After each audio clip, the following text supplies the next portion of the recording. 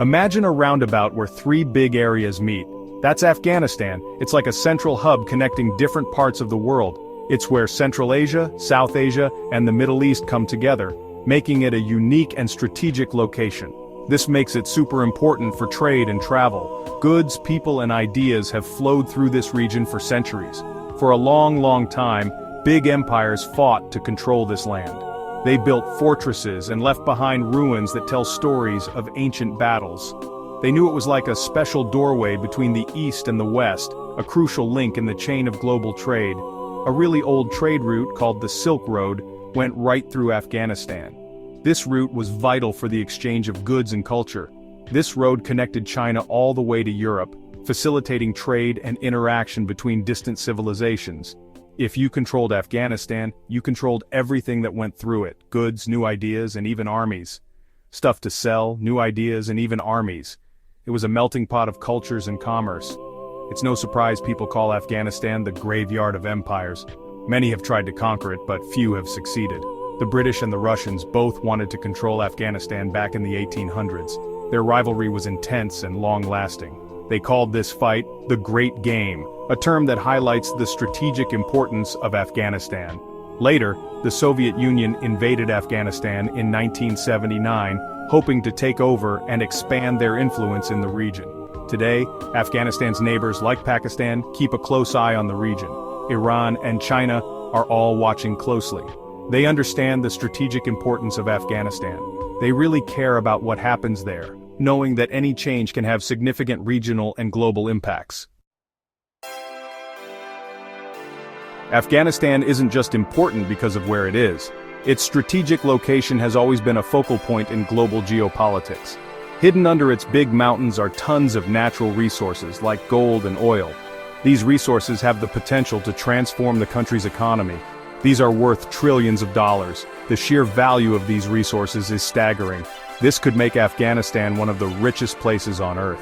The potential for economic growth is immense. Afghanistan has minerals that we need for our phones and computers. These minerals are essential for modern technology.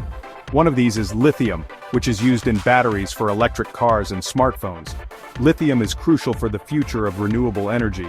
It also has lots of copper, iron, and other important things for electronics and clean energy. These materials are vital for building a sustainable future. Afghanistan also has a lot of oil and natural gas. These energy resources could significantly boost the country's economy. While they don't produce a lot right now, these could make Afghanistan very rich. The potential for future development is enormous. Afghanistan also has pretty stones. These gemstones are not only beautiful but also valuable. Lapis lazuli, a beautiful blue stone, has been mined there for thousands of years and is still very valuable. This stone has a rich history and continues to be sought after. Because Afghanistan is so important and has so many valuable resources, lots of powerful countries are deeply interested in it. During the Cold War, the Soviet Union and the United States fought indirectly in Afghanistan. The Soviets helped the Afghan government, and the US helped the rebels who were fighting against them. After the September 11th attacks, Afghanistan became a battleground again, this time against terrorism. The United States invaded Afghanistan to remove the Taliban, who were protecting al-Qaeda terrorists. The US and its friends stayed in Afghanistan for 20 long years, trying to make it a safer and more stable place. When the US left in 2021, other countries like China and Russia became more involved in the region. They want to protect their own strategic interests in the area. They also don't want problems in Afghanistan to spread to nearby countries, causing instability. China has become a big player in Afghanistan since the US left the region. China sees Afghanistan as a key part of its Belt and Road Initiative, or BRI. This is a huge plan to build roads, railroads, and other things to connect China to the rest of Asia, Europe, and Africa. Afghanistan is like a bridge for this ambitious plan. China is building roads, trains, and power plants in Afghanistan to make trade easier. China also wants Afghanistan's minerals, especially lithium, which it needs for its electric car industry. But things aren't easy for China in Afghanistan. The country isn't very stable, and there could be more fighting. China is also worried about militants near its border with Afghanistan. Afghanistan has a long history of fighting and other countries getting involved. This history is marked by a series of invasions and conflicts that have shaped its present and future.